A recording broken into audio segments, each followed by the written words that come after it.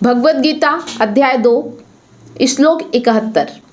अभी तक हमने अध्याय 2 के 70 श्लोकों तक बात कर ली है और हमने काफ़ी कुछ सीख लिया है।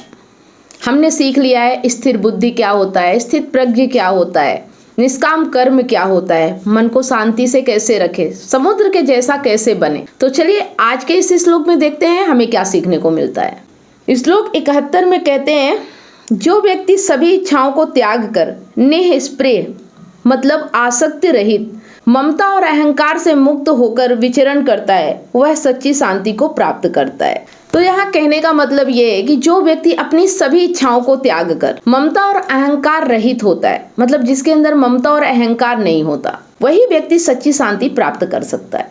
यह शांति स्थायी होती है, व्यक्ति को आत्मसंतोष और मुक्ति की ओर ले जाती है।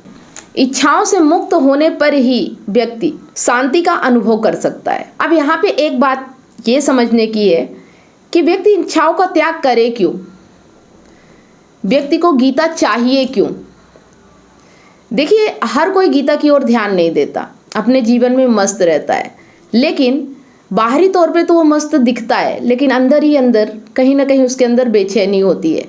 जो व्यक्ति कई बार बहुत सारी कामनाओं के पीछे भाग चुका है लेकिन फिर भी उसे शांति नहीं मिल रही है, थोड़े पल के लिए तो अच्छा लगता है लेकिन फिर मन अशांत हो जाता है, वो व्यक्ति फिर ये सोचता है, उसकी मजबूरी होती है, उसकी विवशता होती है, ये सोचने पे वो मजबूर हो जाता है कि मुझे वास्तव में शांति क्यों नहीं मिल रही है, क्यों बार बार मैं परेशान हो रहा हूँ, क्यों सब कुछ पाने के बाद भी मेरा मन अशांत होता है। सिर्फ उसी के लिए गीता है जो ये सोच रहा है।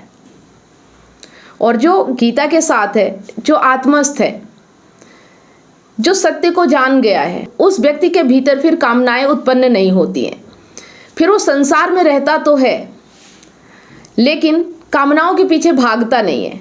जिस तरह से अगर मैं उदाहरण दूं कि एक व्यक्ति अगर खाना खाता है जीने के लिए तो वो स्वस्थ रहेगा, लेकिन अगर एक व्यक्ति खाना खाता है अपने मन को शांत करने के लिए, अपने खालीपन को भरने के लिए, तो उसका शरीर बढ़ता जाएगा और एक दिन वही खाना उसके मृत्यु का कारण बन जाता है।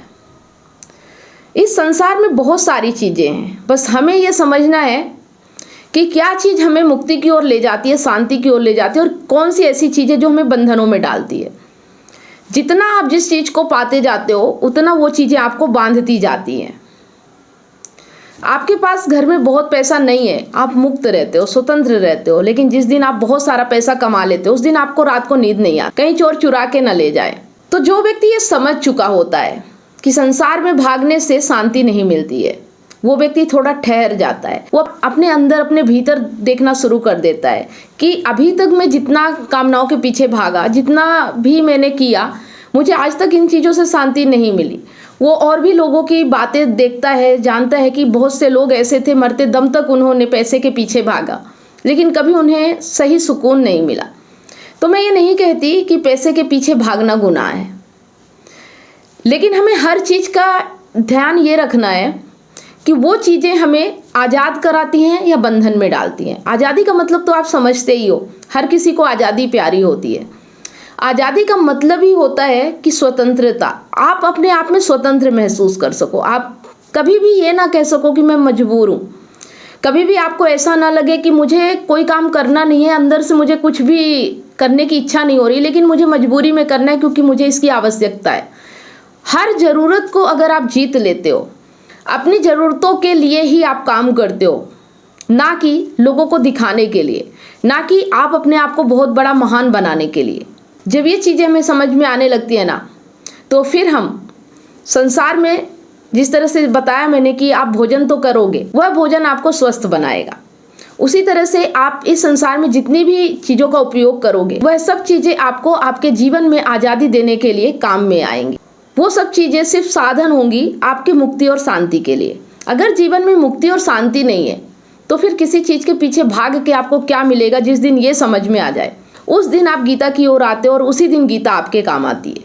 तो अगर आपकी भी स्थिति ऐसी है कि आप चीज़ों के पीछे भाग भाग के थक चुके हो, आपको शांति नहीं मिल रही है, टेम्परेरी सुख तो मिलता है लेकिन फिर बेचैनी आ जाती है, तो आइए गीता हमारे साथ समझिए हम गीता को एक एक श्लोक के माध्यम से समझ रहे हैं, बहुत ही अच्छे तरीके से अपने जीवन से जोड़ के देखते हैं।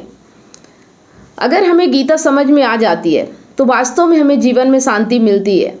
लेकिन बस यही है कि क्या आप ऐसे धर्म युद्ध में फंसे हुए हो जहां आपको कुछ भी समझ में नहीं आ रहा है, जहां आपको समझने के लिए कृष्ण की ज़रूरत पड़ती है, जैसे कि अर्जुन को कृष्ण की ज़रूरत पड़ी थी। अर्जुन ने कह दिया था कि मुझे बिल्कुल कुछ समझ में नहीं आ रहा, मैं क्या निर्णय लूँ, क्योंकि वो बिना निर्णय लिए भी नहीं रह सकते थे। इसी तरह से जब हमें ऐसा लगे कि संसार को हम छोड़ भी नहीं सकते, संसार को हम छोड़ भी नहीं पा रहे हैं, हम अपनी कामनाओं से मुक्त भी नहीं हो पा रहे, लेकिन हमें इससे संतुष्टि भी नहीं मिल रही है, हमें कुछ ना कुछ ऐसा लग रहा है कि इसमें कमी है, हम अधूरे हैं, हम पूरे नहीं हो रहे हैं।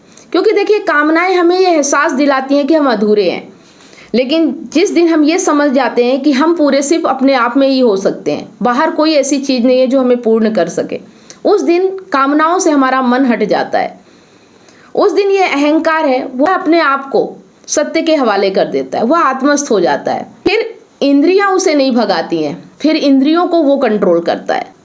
तो फ्रेंड्स, आज के इस श्लोक में हमने जाना कि जब हम इच्छाओं और कामनाओं का त्याग कर देते हैं तो वास्तविक शांति और सुख हमें प्राप्त होता है।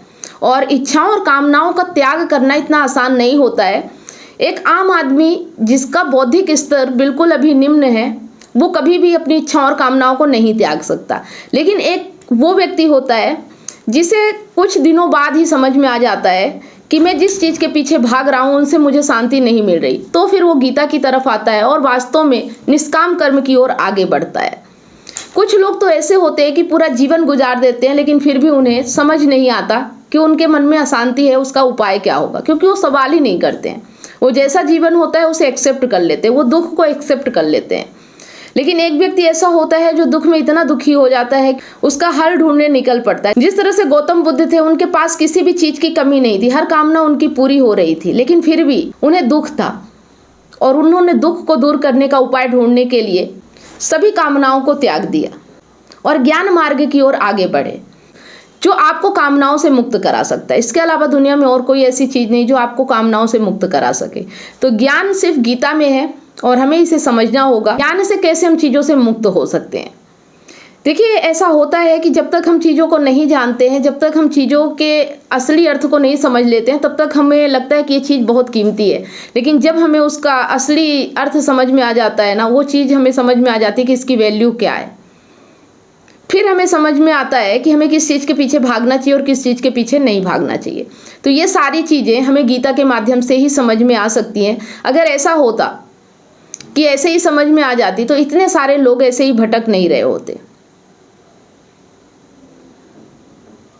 तो जो व्यक्ति ज्ञान मार्ग की ओर आगे बढ़ना चाहते हैं, उनका स्वागत है हमारे चैनल पे। आप सभी लोग इसे सब्सक्राइब जरूर कर लें और इसी तरह से हम गीता पे चर्चा करते रहेंगे।